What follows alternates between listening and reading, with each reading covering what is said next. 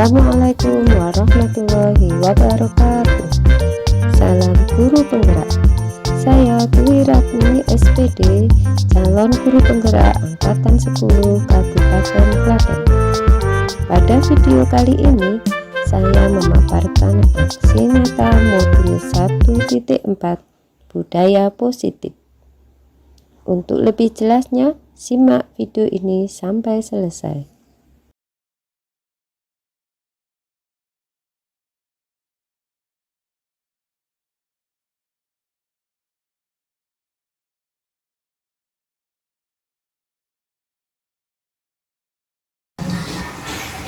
Di sini kami mau membacakan susunan acara dalam acara pengembasan modul 1.4 ini.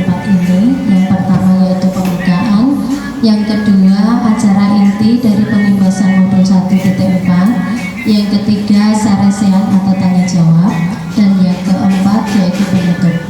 Untuk acara yang pertama, pembukaan, mari kita buka acara pada hari ini dengan basmalah bersama-sama. Bismillahirrahmanirrahim. Terima kasih untuk pembukaannya. Kemudian acara yang kedua yaitu acara inti dari pengembasan modul 1.4 oleh Ustadzah Dwi Ratni SPD. Kami persilakan. Terima kasih atas waktu yang telah diberikan kepada saya.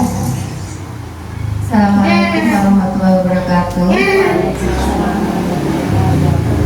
Alhamdulillah, segala puji bagi Allah yang telah melimpahkan rahmatnya kepada kita, melimpahkan nasihat iman kepada kita semua, sehingga kita bisa dikumpulkan pada pagi hari, pada pagi yang cerah ini dalam acara pengembasan aksi nyata saya, aksi nyata di pengembasan modul 1.4, yaitu menyebarkan pemahaman dan penerapan pengalaman budaya positif. Ini adalah modul yang ke-1, tapi di bagian 1.4, yaitu tentang budaya positif. Langsung saja ya. Bagaimana kabarnya Ibu hari ini? Alhamdulillah ya.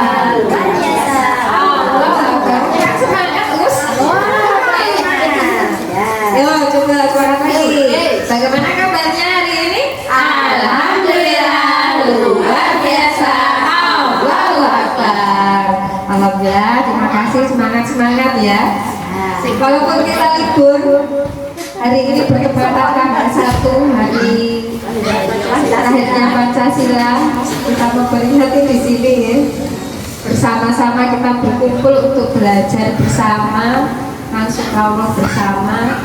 Dari saya yang mungkin lebih tahu ilmunya, nanti saya tularkan ke teman-teman semua. Semoga teman-teman semua besok bisa mengusir ke pendidikan guru penggerak. Nah, di sini saya akan memberikan ilmu saya sedikit di modul 1.4 tentang budaya positif. Kira-kira tahu ada yang tahu nggak budaya positif?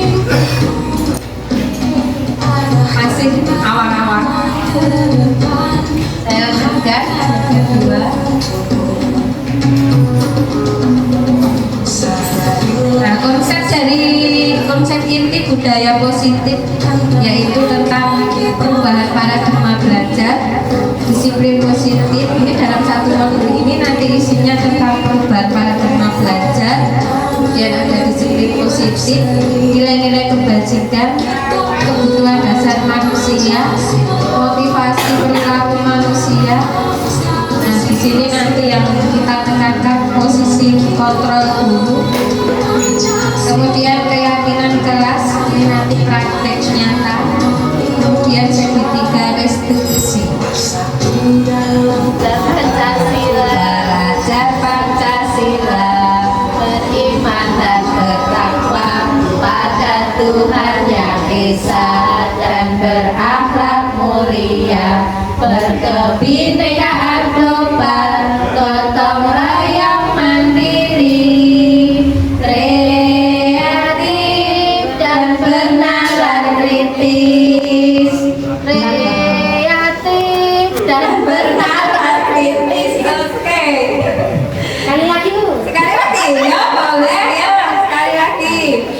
belajar Pancasila, beriman dan bertakwa pada Tuhan yang Esa dan berakhlak mulia, berkebinekaan global, gotong royong mandiri, kreatif dan bernalar kritis, kreatif dan bernalar kritis.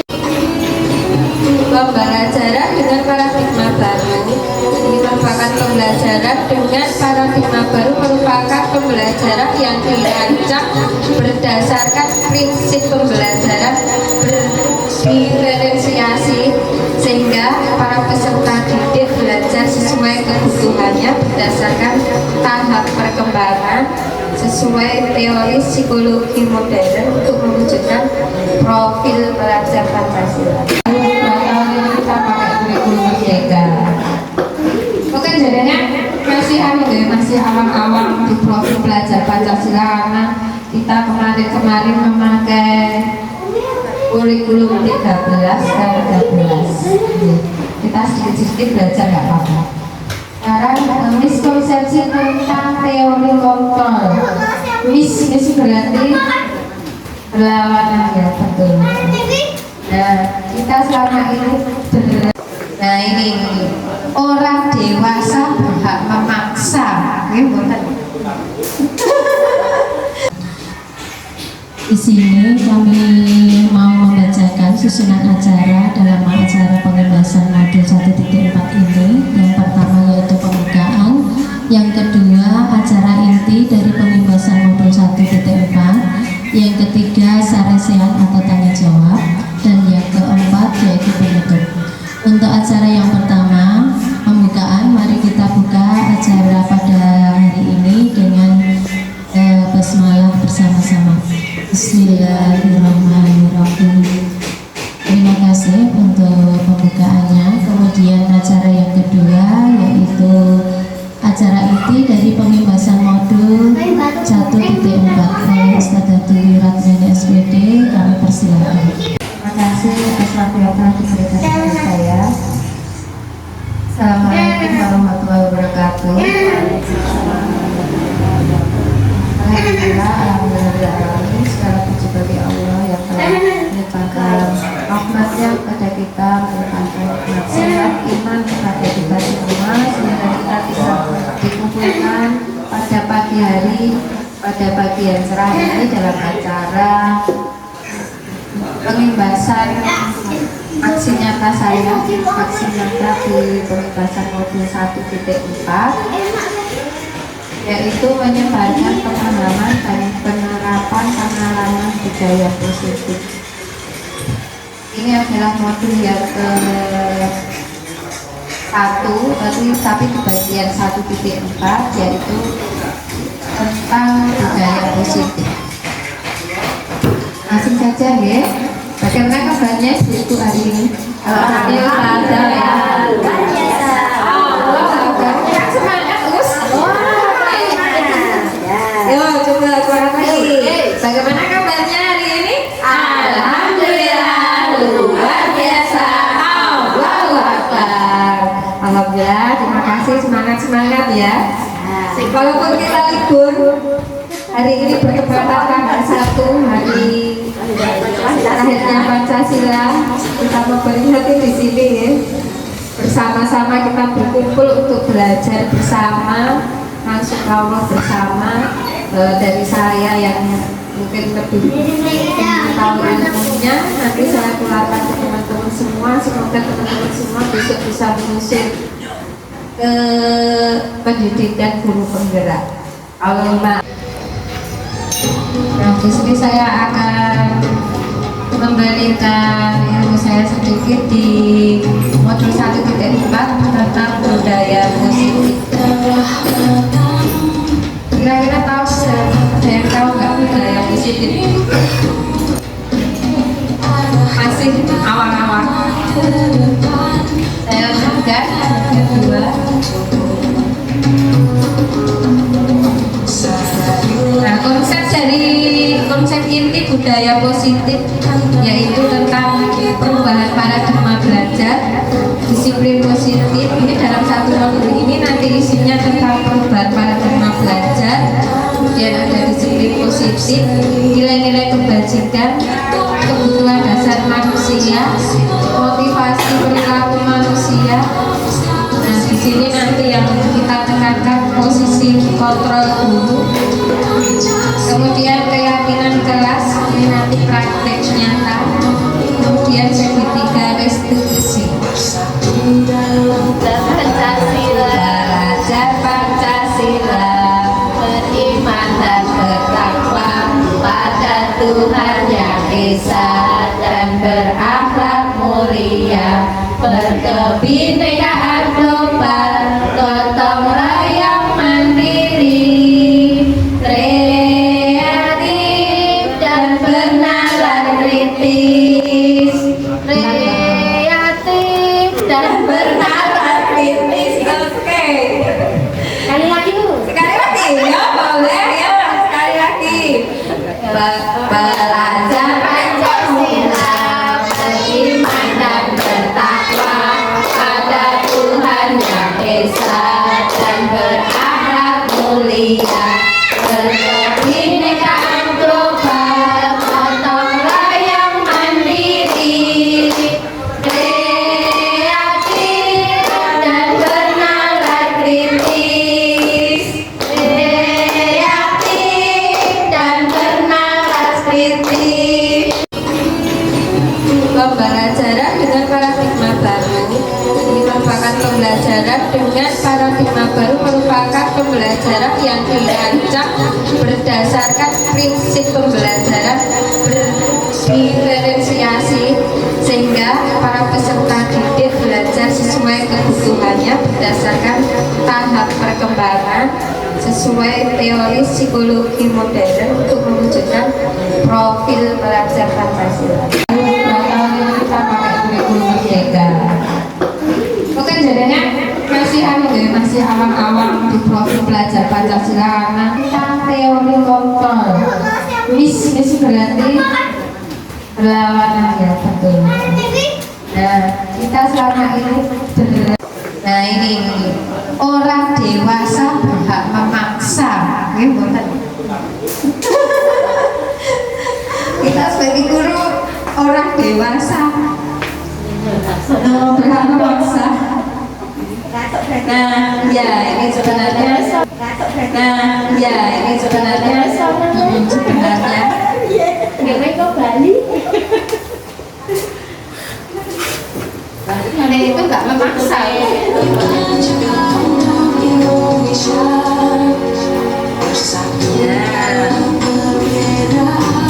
Mengubah paradigma stimulus respon ke pendekatan teori kontrol.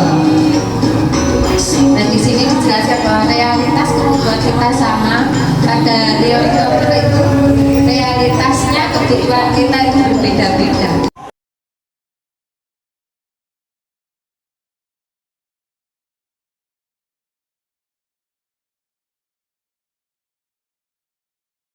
Disiplin mengacu pada disiplin diri yang memiliki tanggung jawab terhadap apa yang dilakukannya berdasarkan nilai-nilai yang diyakini.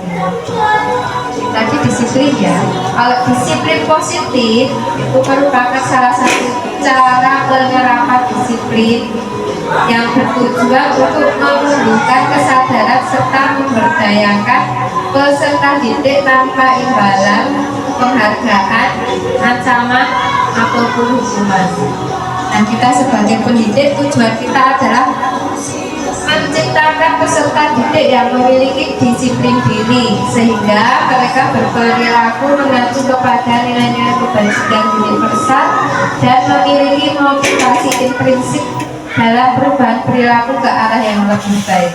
Nah, jadi kita sebagai pendidik nih Ustazah semua, kita harus bisa menciptakan peserta didik yang memiliki disiplin diri sehingga anak-anak itu berperilaku mengacu kepada nilai-nilai kebajikan universal dan memiliki motivasi intrinsik Masih bingung motivasi intrinsik, belum paham kan? Nanti kita bahas di ya.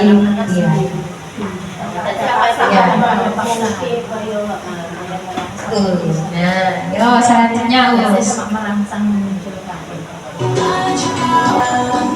Nah, tadi kan arahannya kan ke nilai-nilai universal, nilai kebajikan. Nilai-nilai kebajikan itu apa toh? Nah, nilai yang disepakati bersama lepas dari suku bangsa, agama, bahasa maupun latar belakangnya. Ini contoh nilai kebajikan institusi atau organisasi.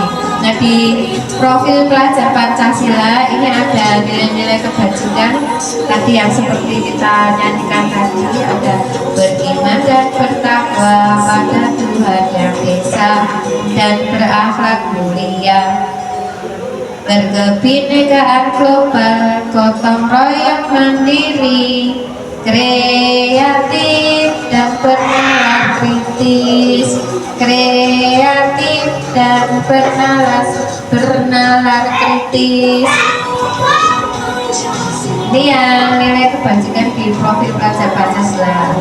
Di PYP, Ibu Primary Years Program itu ada toleransi, rasa hormat, integritas, mandiri, menghargai, antusias, empati, keingintahuan, kreativitas, kerjasama, percaya diri.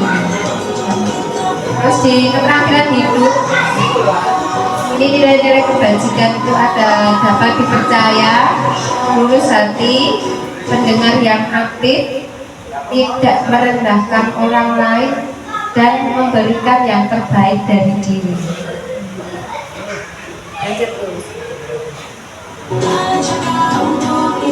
Selanjutnya, materi selanjutnya 5 kebutuhan dasar manusia. Bahwa kita sebagai manusia, kita itu mempunyai 5 kebutuhan yang harus dipenuhi. Di antaranya, yang pertama, kebutuhan bertahan hidup. Apa itu kebutuhan bertahan hidup?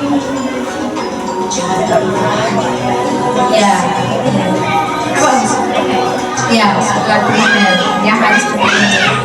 Kebutuhan primer di sini ada makanan, pakaian, tempat tinggal, keamanan, kesehatan. Kebutuhan dasar manusia yang kedua ada kasih sayang dan rasa diterima.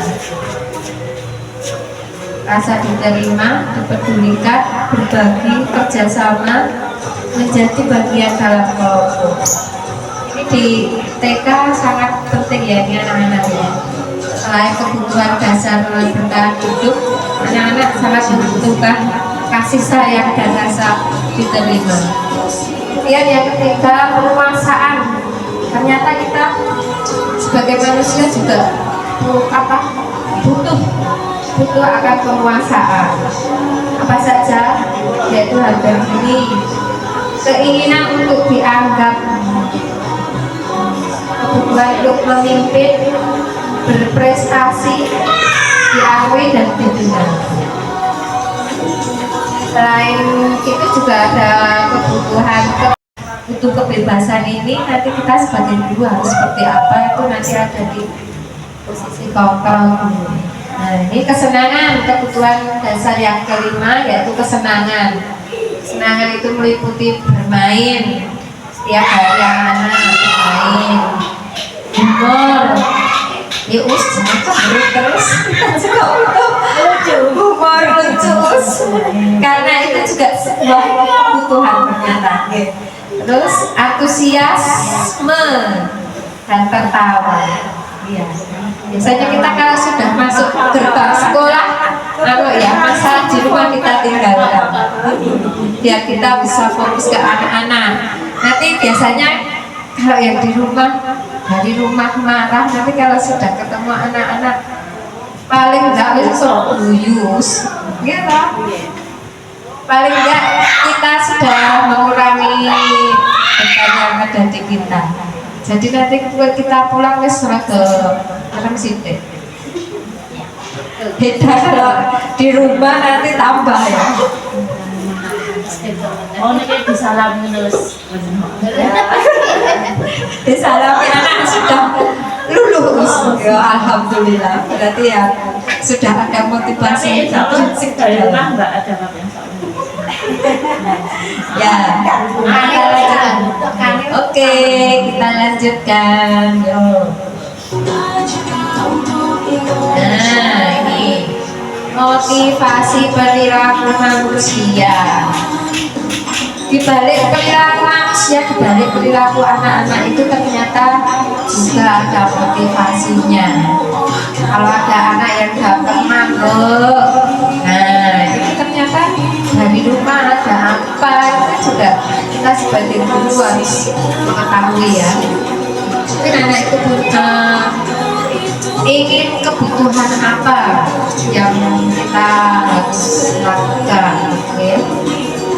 Motivasi perilaku manusia itu ada motivasi ekstrinsik dan motivasi intrinsik. Hanya apa ya? Kadang anak berperilaku itu tujuannya untuk menghindari ketidaknyamanan atau hukuman. Ada yang bisa menyebutkan contohnya? Nanti kalau ada tak kasih hadiah ya us, coba sebutkan perilaku anak yang untuk menghindari ketidaknyamanan atau hukuman. Ada yang bisa kasih contoh? Kalau anak bersalah sering mengelak, tidak mau mengakui kesalahan. Apa Sari? Ya, biasanya kalau anak bersalah, seringnya anak tidak langsung mau mengakui. Betul. Nah ini akibatnya, efeknya ini anak-anak berbohong ya. Bohong. Biar dia tidak dihukum, dia berbohong. Misalnya bermain bersama, waktu bermain bersama, anak-anak ada yang nangis, salah satu anak ada yang nangis. Nah terus kita datang, kita tanya, nah ini anak-anak, nanti tidak dihukum ustazah, nah gitu terus timbul sebuah kebohongan. Tuh aku loos, ini aku loos. Sudah begitu ya. Ya Anakku ada yang ditanya gitu kan, bilangnya, hah? Apa us? Apa us? Kalau aku pura-pura tidak tahu. pura-pura dia tidak domanan loh. Iya. Kebanyakan dia temennya pada ngomong senyatane loh. Iya, iya. Itu biar dia ya nyaman, aman. Aku aman berarti hukum ustazah ya. Ya betul. Ini ustazah tadi nih. Monggo ambil satu. Monggo pilih satu. Cacincu. Nah, oke. Terima kasih tepuk tangan untuk ustazah tadi. Yeay. Ya, selanjutnya. Nih. Hukuman itu lebih ke tidak terencana dan tiba-tiba. Coba kita flashback waktu kita jadi murid, waktu kita tidak mengerjakan tugas apa diterangke gurune turu, nah itu dihukum loh, ngaco. Tiba-tiba pengaruh semuanya. Nah tiba-tiba harus melayani. Ya betul, belum ada kesepakatan. Nah juga sifat hukuman itu yang pertama tadi tiba-tiba, tidak terencana. Yang kedua, murid tidak tahu apa yang akan terjadi atau tidak dilibatkan. Berarti dari satu pihak saja, iya guru saja. Kemudian bersifat satu arah. Nah, berupa hukuman fisik atau psikis. Jenengan tahu nggak akibatnya dari hukuman itu? Anak dihukum itu jadi apa? Jadi trauma. Jadi minder juga. Yang jelas bisa jadi dendam kepada kita ya. Bisa. Ustazah apa? Ya. Lanjutkan nanti kalau dia mengaku sama orang tuanya, Iya betul. panjang.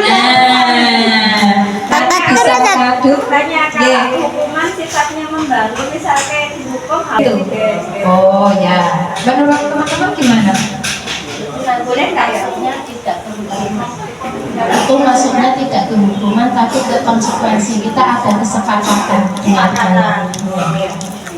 misalkan nanti yang suratnya tidak solid, nanti mengulang lagi ya. Itu nanti itu apa itu sudah dari awal kita sudah ada kesepakatan dengan anak. Jadinya bukan suatu Jadi di awal tahun pelajaran baru itu lebih baik kita buat kesepakatan kelas, keyakinan kelas dulu, nanti biar kita seiring waktu belajar nanti anak-anak ini ada ininya. Tapi kan kita sudah berembuk sama anak, jadi sudah bukan lagi satu arah, ya kan? Bukan lagi satu arah, tetapi sudah dua arah dari kesepakatan guru dan anak. Nah, bedanya tadi hukuman sama konsekuensi seperti yang diterangkan tadi. Misalkan yang di SMP dulu saya telat upacara berdiri. Lah, itu hukuman apa konsekuensi? Coba. Konsekuensi. Kalau catatannya itu sudah disepakati. Kalau sudah disepakati itu namanya konsekuensi. Tapi kalau belum ada kesepakatan itu namanya hukuman. itu kan sudah rutinitas ya, yang Sudah ada peraturan. kan sudah ada peraturan. Jadi aku mulai jam upacara jam 9. Kalau telat kan itu sudah konsekuensinya dia telat. Ya, betul. Nah, kemudian saya. Nah, tetapi itu juga bisa menjadi hukuman loh. Ya, bedanya sama konsekuensi sama hukuman itu misal kita memberikan positif kita itu positif kita ini positif, tapi kan nyambung nggak sama pelajaran. Nah, misal bagi pas pelajaran olahraga karena ganti bajunya lama kan jadi terlambat. Nah, terus kan lari keliling lapangan 2 kali. Nah, itu masih nyambung. Itu bukan hukuman. Karena masih lari juga masuk ke materi. Jadi masuk ke materi. Nah, kalau konsekuensi tadi itu terencana, sudah disepakati dulu. Kemudian murid tapi murid juga tetap dibuat tidak nyaman. Ya, karena tetap ada konsekuensi yang harus dia tanggung dan merasa bersalah. Nah, ini sikap guru selalu memonitor murid, ya enggak? Monitor terus. Ya kalau di TK kalau nggak banyak dimonitor ya kita bisa colongan ya.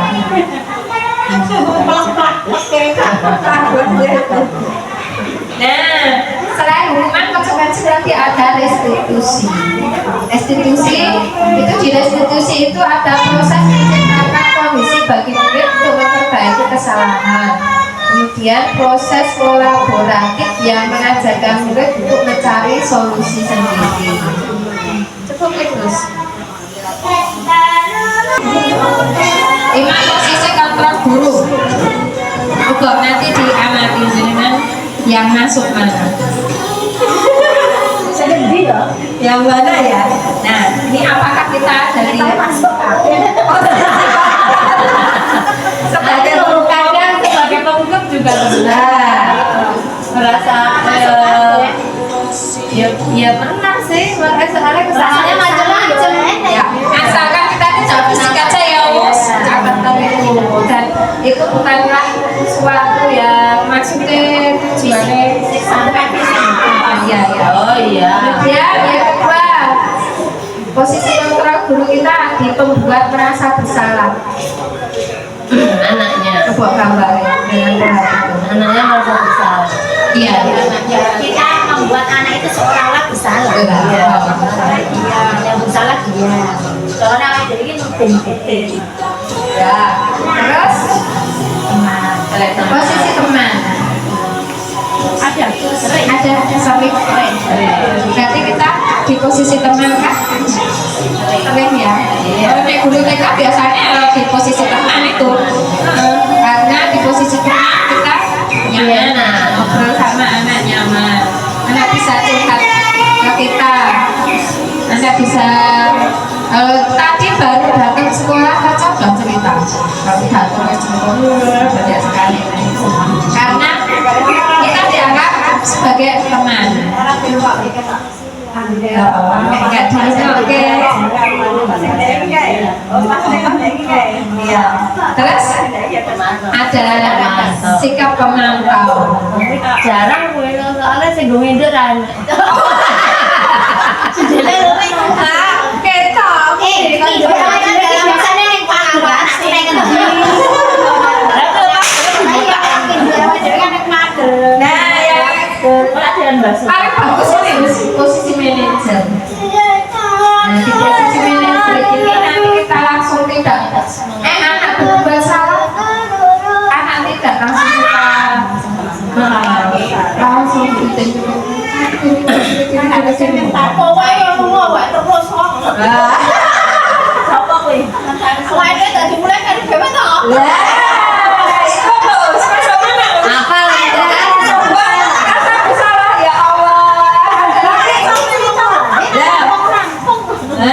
Ternyata banyak ya, banyak masih di pembuat merasa bersalah.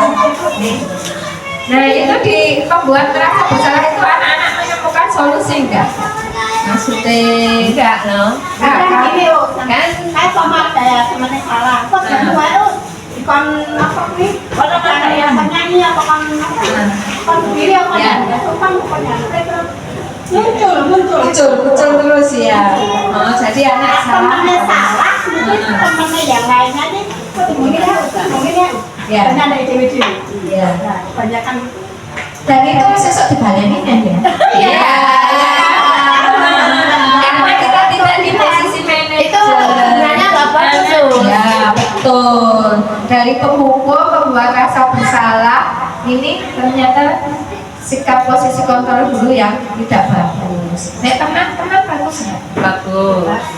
Bagus, tapi juga ada nanti iya memang ada ya sisi bagusnya dan tidak. ya nek di teman nanti sing cerake karo ustadzah iki terus nek ora karo ustadzah bisa cerake karo ustadzah Ari terus kok nek ustadzah Ari enggak masuk sama ustadzah Ari enggak mau. Kadang apa itu duduk wae ya. Kadang mandi kowe iki. Kok jajane ora bisa. Ya usah pindah rono. Sama ya.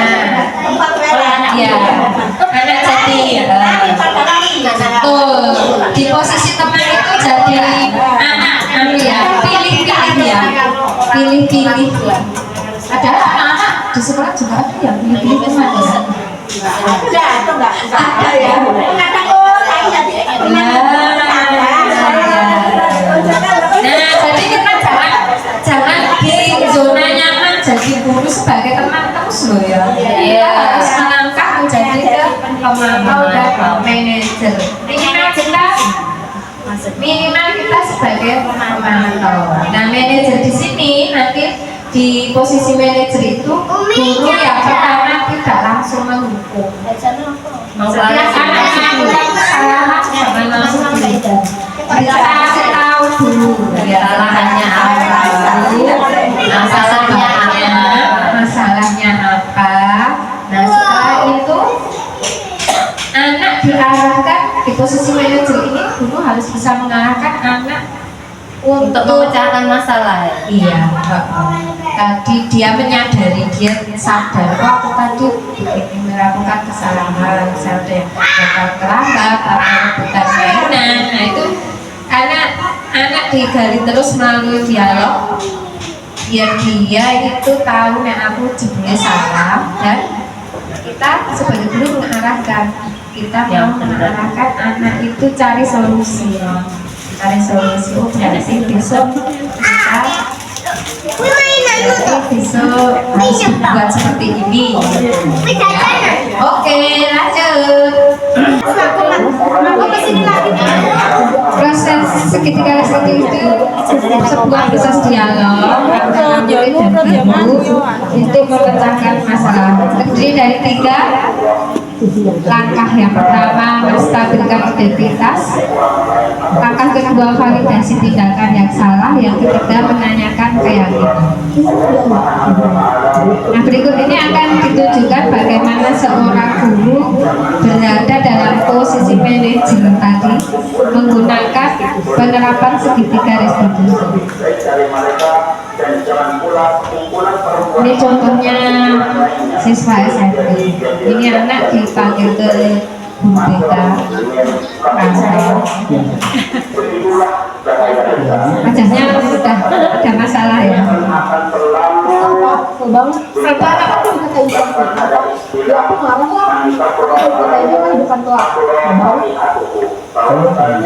Nah, gurunya tidak kasih menyalahkan ini.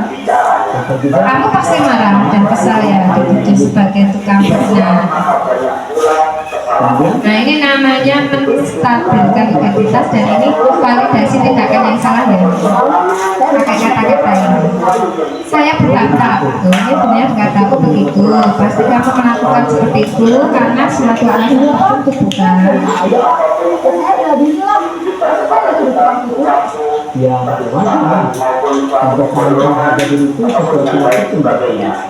Kalau maka kalau tidak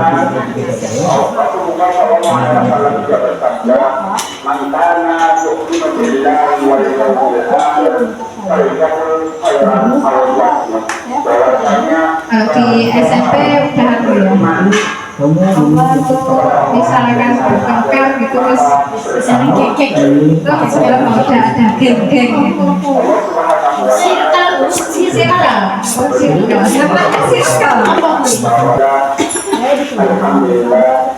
Nah, ini guru menanyakan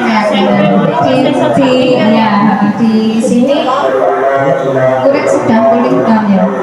Dari awal masuk tadi wajahnya terus dengan kemarahan. Setelah divalidasi tindakan yang salah, distabilkan terus divalidasi tindakan yang salah, kemudian menanyakan keyakinan. Anak sudah terbayang solusinya seperti apa. Solusinya ini tadi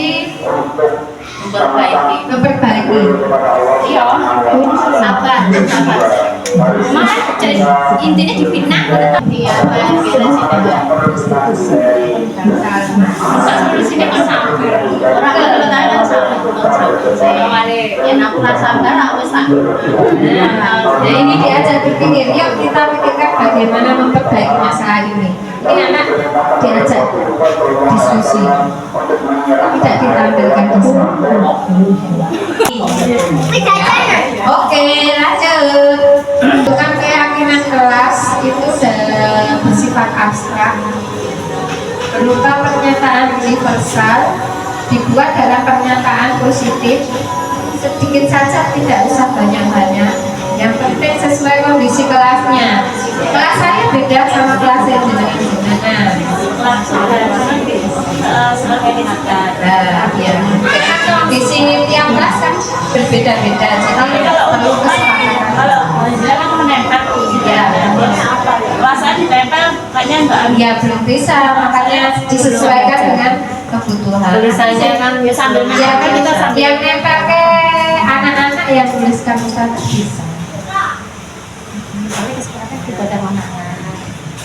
Sesuai dengan kondisi kelas dan semua sehingga kita diterapkan. Nah, semua warga sekolah atau warga kelas dilibatkan.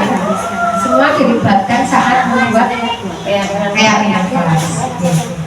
Jadi yang satu arah tadi kan hukuman ya, dan kemungkinan kelas itu kita sudah sama-sama ada kesepakatan antara murid dan guru.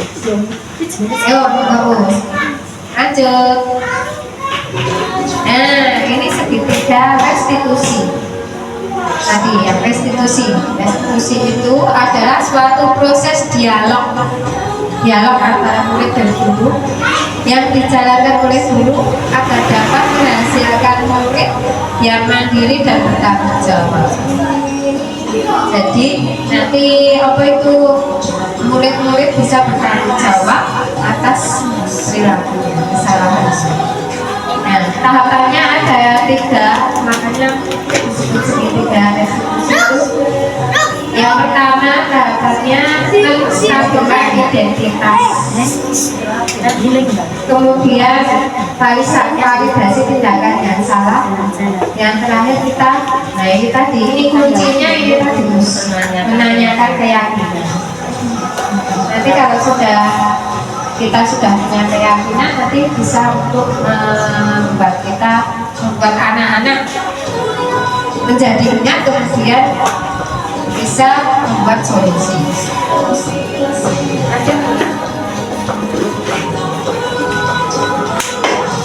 Nah, tadi langkah yang pertama tadi stabilkan identitas itu berdasarkan prinsip membuat kesalahan adalah bagian dari proses pembelajaran. Nah, kita anggap ya bahwa kesalahan itu adalah sebuah proses pembelajaran. Dengan anak berbuat salah itu juga ya proses belajar anak-anak. Berbuat salah itu wajar, tidak ada manusia yang sempurna. Ibu dan bapak, ustazah semua juga pernah melakukan itu ya. Ya. Dan ibu atau bapak tidak mau mencari siapa yang salah, tapi ibu atau bapak ingin mencari solusi dari permasalahan ini. Lanjut terus. Validasi tindakan yang salah. Nah, dari tindakan yang salah itu tadi berdasarkan setiap perilaku berupaya memenuhi suatu kebutuhan ada dasarnya. Kalau anak melakukan kesalahan karena dia ingin tadi kebutuhan dasarnya bertahan hidup, mungkin ada anak yang lapar melihat snack temannya ada yang bawa snack terus dia merayap. Nah, itu kita jangan langsung hukum ya, kita tanya dulu. Mungkin dibalik anak melakukan rebut snack tadi ada validasi tindakan yang salah, kita gali dulu, jangan langsung menyalahkan. Tindakan anak yang salah tadi kita gali dulu apa penyebabnya. Nah, bisa kata-katanya dengan begini, kamu pasti punya alasan kenapa melakukan hal itu.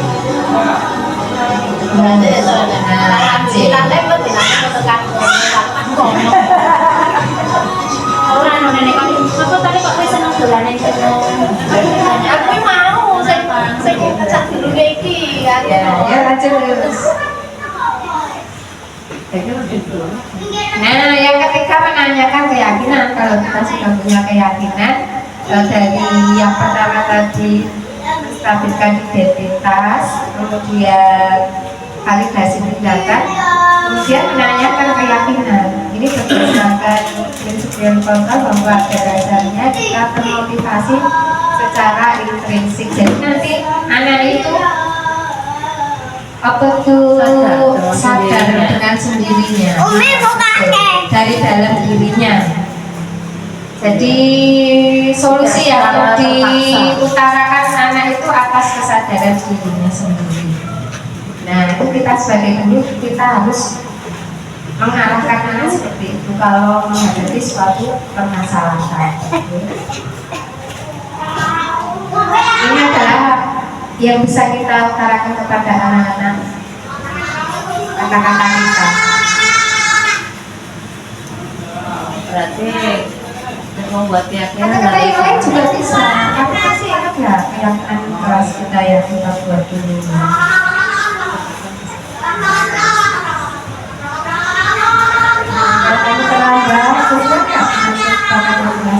Tapi yang ditanya seperti itu kadang anak belum bisa jawab.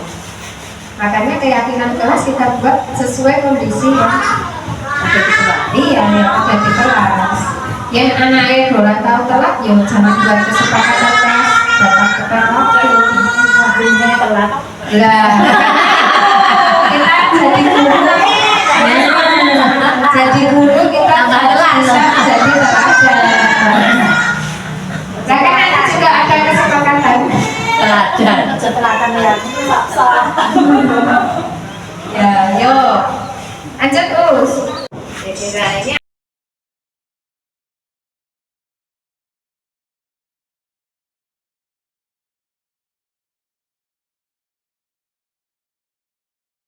ada demonstrasi kontekstual modul 1.4 ini di budaya positif dengan praktik segitiga restitusi.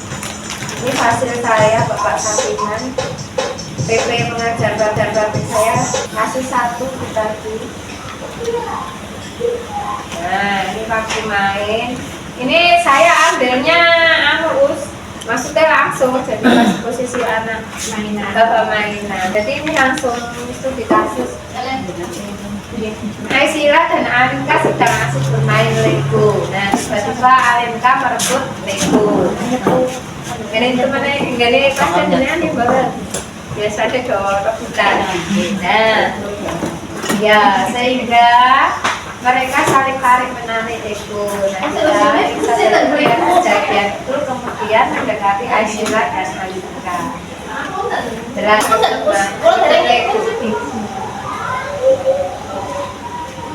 Nah pada saat langsung itu kan kita bisa menyelesaikan masalah, tapi kan anak nggak bisa cerita.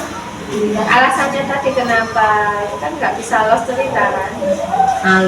Ya, namanya intervensi 30 detik itu di waktu kita anak langsung itu kita 30 detik langsung menstabilkan keadaan. Nah setelah istirahat ini Aisila dan Alinka ajak ke kantor. Nah, di situ ditanya yang pertama tadi menstabilkan identitas. Itu ditanya dulu. Tadi Mbak Aisila dan Mbak Alinka berebut mainan Lego ya. Mbak Aisila dan lihat tadi Mbak Alinka, Mbak Aisila waktu main berebut Lego ya. Nah, itu namanya menstabilkan identitas. Nah, setelah itu divalidasi kesalahannya. Soalnya masalah sendiri, soalnya orang ya orang kan kalau saya bilang ini posisi yang merebut Alinka. Nah, ya Alinka terus ditanya ternyata dia mau membuat jembatan kurang. Nah, terus merebut oleh Aisila. Ya. Nah, terus dari validasi kesalahan diingatkan ke keyakinan kelas, ada solusi dari anak sendiri. Kalau Aisila Legonya dibagi, ya. Terus dibaginya gimana? Terus Alinka yang berbuat salah tadi baginya 10-10.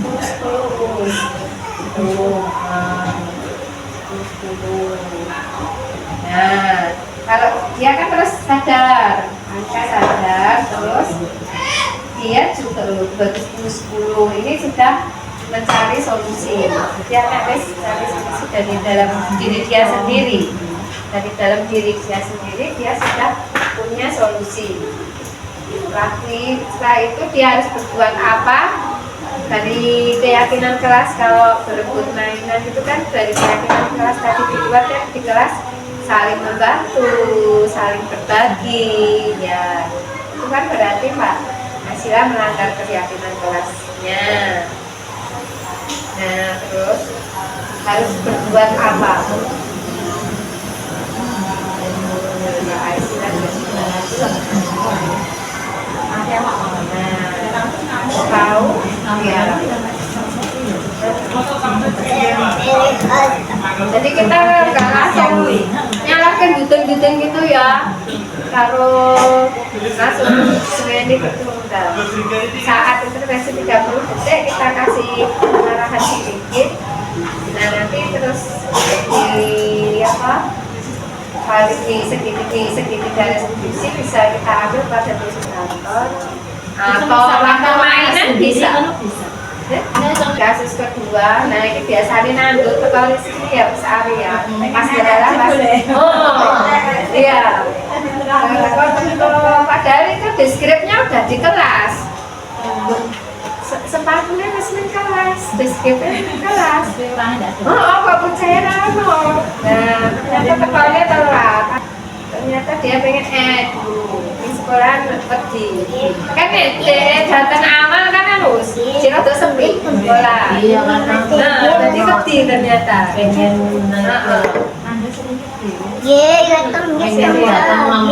Iya, kayak kesepakatan umat 3 kan memang berlomba-lomba pengen datang nomor 1. Kok nek datang nomor 1 kuwi bacanya di ekstra baca kan nomor 1. Terus dia bisa main agak lama. Saya membaca kan dia bisa main. Bisa main. Semua ajar deh ini wes ngabsen ya. Arya nomor 10.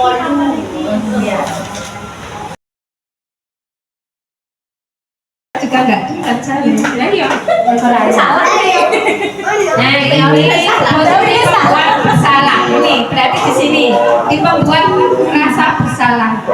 Nah, nanti dampaknya apa? Ini suaranya agak halus.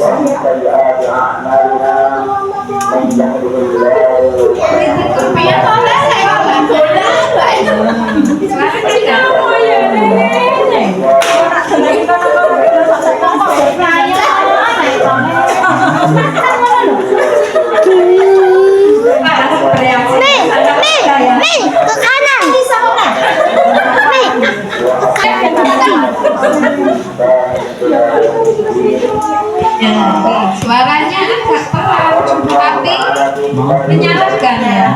Betul. Maaf Bu, sampai muridnya merasa sangat bersalah sekali.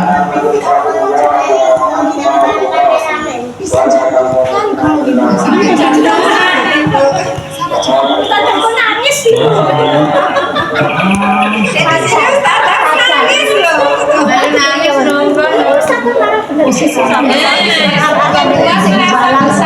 Ini juga ada suaranya cenderung menyebut teman, namun kata-katanya menyalahkan murid. Guru akan menyatakan hal-hal yang merasa kesalahan ada pada murid dengan membuat guru menderita, seolah-olah gurunya dibuat menderita oleh muridnya. Sebab sudah merasa bersalah. Yang menarik diri dari lingkungan. Nah, ini posisi teman, ketika posisi teman. Nanti dari dialog-dialog ini teman-teman bisa membedakan kita posisi di mana. Jajan ya bro. Ya, coba perhatikan. Nah, ini posisi teman. Untuk genit gue, kayak Pak Dewi nyambut dengan dari anak-anak kayak sahabat, sahabat ini yang ibu kamu. Nah, lihat Pak Ambo ekspresinya muridnya. Kalau tadi di dua posisi muridnya menyambut ya. Ngono-ngono menanamkan mandiri apa menyepelekan kayak ya bisa melihat kok dampaknya. Coba dilihat ya. Tentunya kan kita bisa membedakan ya posisi hukum, posisi kontra, posisi pembuat rasa bersalah. Kalau ini mudah saja. Oh, ini muridnya ya Kak. Guru berbicara Iya. dengan nada Jadi suara posisi teman suara guru akan cenderung bersenda gurau cenderung menjaga suara bujeng, bersenda gurau. murid akan merasa senang Murid akan merasa senang, aman, dan akrab dengan guru. Jadi bagus akrab seperti teman, tapi perlu diingat karena ini masih bergantung ini hanyalah dorongan eksternal. faktor ketergantungan Murid akan bergantung pada satu guru. di sini Ya, dan murid tidak mandiri, berarti betul. Murid tidak mandiri dan tidak bisa berpikir untuk diri sendiri. Namun hanya orang-orang tertentu saja. Misalnya kelas saya, nanti nek diisi ustazah yang lain tidak mau, nggak mau, saya nggak mau. Nah, ini posisi.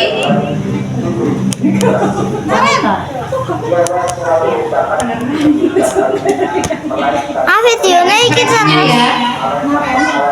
apa transfer kita tentang jam berapa kita harus masuk sekolahnya Harus di sekolah Ini untuk menunggu ya daripada yang teman tadi ya. sudah jam 7.20 kemarin sudah Karena anak tahu bahwa dia bersalah. saya harus tinggal kelas pas jam istirahat selama 20 menit. Nah, di sini guru menanyakan dulu, langsung tidak menghukum, tidak langsung menghukum seperti tadi. Kelas, kerjakan tugas tambahan. Ada alasannya. Baik Bu. Dan ada konsekuensinya. Posisi penonton. Di penonton itu rakon karena itu nyoto atau data untuk mengontrol. Berdasarkan Suaranya datar, tidak emosional. seorang Kita emosional nggak? menunjukkan Enggak ya, enggak lah. Sosok. Nah, kan itu tidak sepenuhnya mandiri. kadang muncul loh. Nah, tapi ini lebih baik daripada teman tadi ya. Iya. Punya teman tuh apa cocok? Nah, dibentuk dalam penerapan disiplin positif sebenarnya kita sebagai guru tadi jadi model perilaku kita menjadi contoh.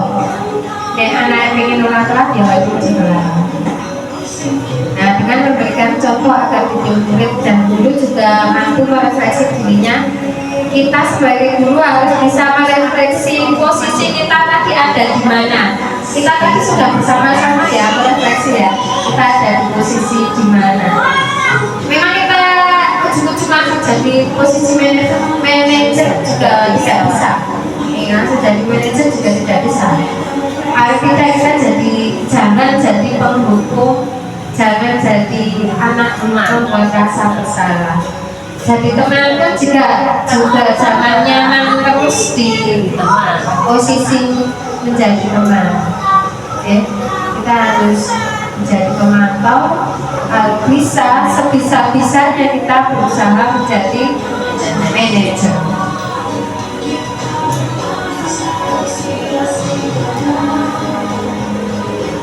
Coba saya mau tanya, budaya positif kita yang sudah ada di sekolah kira-kira apa? Berbagi, Betul. Saling itu sama ada. saling sama ustazah ya. Apalagi Ucapan salam itu minta maaf kalau berbuat salah. Apalagi maksudnya kalau mau PAP biasanya anak minta izin. oh iya, minta izin.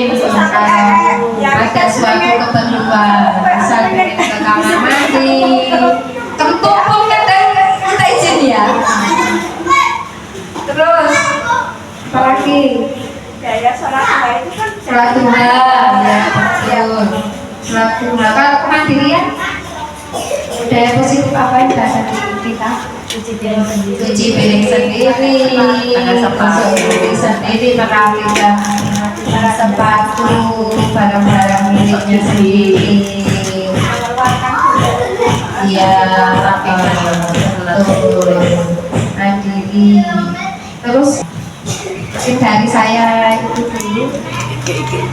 Sekian, monggo dirasa. Tetapi kita sudah sekalian tanya jawab ya, nanti langsung ke sesi penutup. Bila saya ada salahnya, saya mohon maaf. Biasanya kita sebagai guru selalu berusaha untuk selalu mencari dan menimba ilmu agar sekolah kita semakin berkembang dan terutama untuk kemajuan anak didik kita agar anak didik kita bisa berkembang sesuai visi-misi kita. Akhir kata, wassalamualaikum warahmatullahi wabarakatuh. Saya menghargai Terima kasih kepada Ustaz Tuli yang telah menyampaikan dari pembahasan waktu 1.4 tadi yang sekalian disambung dengan tanya jawab yang sudah terlaksana. Untuk acara selanjutnya yaitu penutup, mari kita tutup acara pada siang hari ini dengan bacaan hamdalah bersama-sama. Alhamdulillahirobbilalamin. Saya terima kasih atas perhatiannya dan partisipasinya di acara ini. Mohon maaf jika ada banyak kesalahan. Assalamualaikum warahmatullahi wabarakatuh.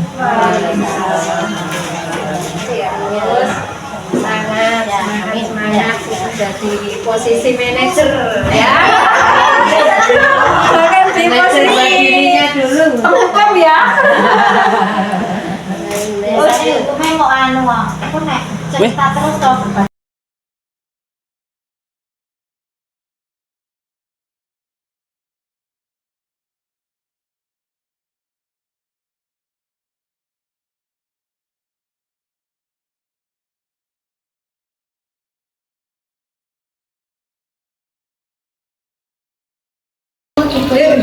Hari ini kita mau membuat apa ya? Iya, terus maju ya. Bapak semangat. Semangat. Semangat. Hari ini kita mau buat kesepakatan kelas Umar 3. Kesepakatan kelas iya. Mas Rio, Mas Nando, Mas Kai, silahkan duduk yang bagus, yang saleh ya. Yuk kita buat kesepakatan yang pertama dulu ya. Apa ya kemarin ya? Temanmu ada yang datangnya berapa? Sebelum itu tahu nggak kesepakatan itu apa? Kesepakatan itu aturan yang kita buat bersama.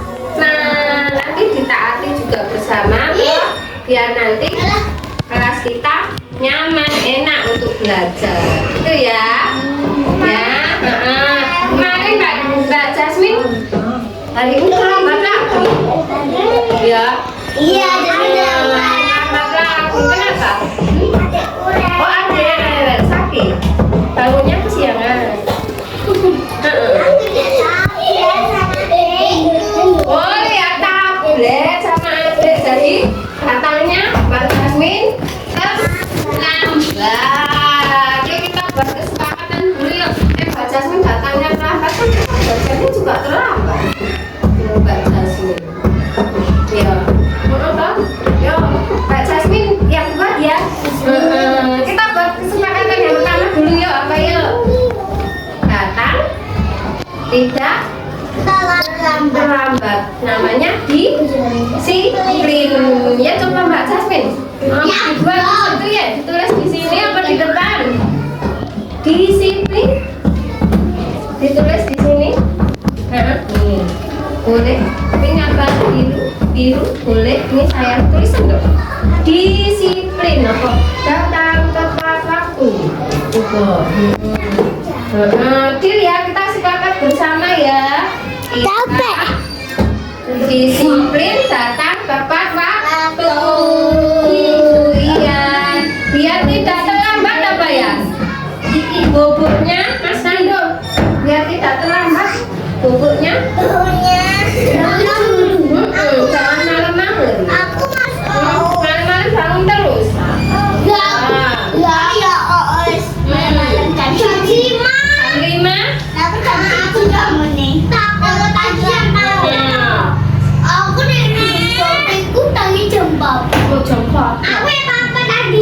Ya, yang pertama tadi kita sepakat apa? Datang tempat waktu. Kalau misalnya bangunnya kesiangan boleh WA Ustazah dulu. Ustazah, hari ini Jasmine datang terlambat. Mohon izin ya Ustazah. Jadi nanti kita belajarnya Mbak Jasmine ditinggal dulu nggak apa-apa. Oke? Ya yang kedua apa? Apa? Biar kelas kita tidak berantakan. Enak, ngambil apa-apa cepet. Bombe ditaruh di mana? Tempat. Ditaruh di tempatnya. Tempat minum di mana deh? Situ. Tempat diskret di mana? Di sini. Sudah sorry ya. Sudah sip ya. Tempat tas di mana?